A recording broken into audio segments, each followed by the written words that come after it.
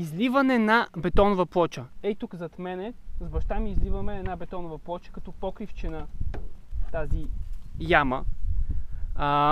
Отстрани сме направили кофраж. Дай да покажа. Така. Тук отстрани сме направили кофраж от дървени дъски, който сме запънали отстрани в склона. Навсякъде отстрани го има. Даже не го виждате. Имаме арматура, осмица, мрежа. 8 квадрата сме сложили тук. И като цяло отдолу имаме подпори. Не мога, трябва да влеза вътре и ви ги покажа, които подпират. Защото иначе бетона ще колабира. И тази ламарина, която е LT40, дава някаква здравина, така че да не колабира. По принцип, като се леят плочи, се слагат подпори, кюнебеци. И тук използваме и това нещо за изливане, защото ни е в по-ниско ниво. Сега ще ви покажа. Сипваме цимента. Не цимента, бетона. Цимента е само една от съставките.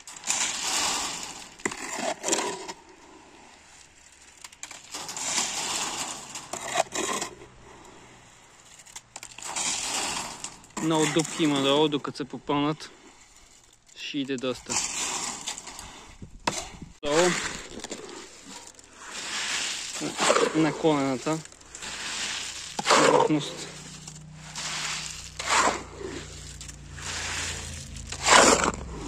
Вместваме го, да не колабираме ЛТ ламарината, защото е доста крехка. Айде. Сега ще го излееме. Внимавай да не го чакаме.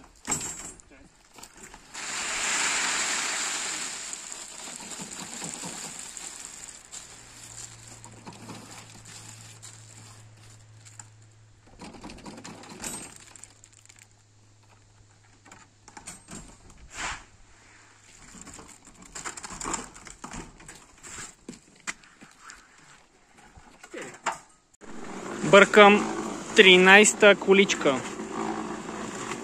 13-та бетонобъркачка. Една количка на бетонобъркачка.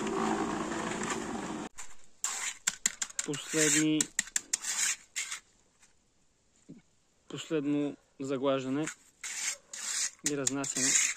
Като цялото е пълно. 13 колички. По принцип, ако имате вибратор, хубаво да го вибрирате. Нямаме в момента, трябва да имаме под наем. За къща и за плочата взимахме, но тук и без него ще минем. За шлайфане вече, щамповане, гладък бетон, доста по-трудно. Но тук под земята няма да има нужда. Цялата плоча я наляхме за 2 часа и 40 минути. Което е бързичко според мен за 13 бетонобъркачки. Обема на една количка го измерих с вода и излезе 45 литра. 45-47 литра. По 13 прави 585 литра. Сме наляли и тук в тази плочица за 2 часа и 40 минути. Мислех си, че количката е повече, но явно те ги дават като обем пълни с връх. А тук няма как да се напълни пълна с връх, защото като я караш и тя ще се прелее брутално. Ето, мина 15 часа или колко и вече се повтвърди. Не е достатъчно твърдо, но мога така да се качи отгоре да стъпа. Тук да ги изрежа.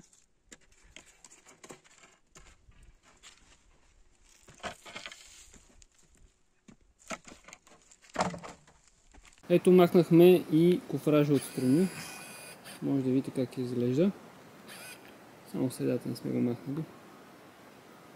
Това е след един ден съхнене. Но трябва още повече да изсъхне. Баща ми е строителен инженер. Я обясни на хората колко арматура трябва да сложим и вътре. Ами, ето сега ела тук да погледнеш, да покажеш тук колонката. Е тая колонка. Ето тук да я видят металната колонка. Под нея има една греда. Над нея има една греда, която разполовява това парче. И сега това парче от тук до тук е горе-долу към 1,20 и това е подпорното разстояние на тази плоча. 1,20. Да. Дебелината е около 10-11 см. Отгоре, това е земята, ще трябва да го напълним с земя, което е към 80 см и горе-долу това на 1 квадратен метър, е на това квадратче. Ще тежи тон и половина, може би малко повече, малко по-малко. И има една проста формула, която трябва да знае всеки инженер, който е завършил първи курс. QL квадрат върху 8. Това е Q значи товар. Това е Q натоварването. L. Това е разстоянието.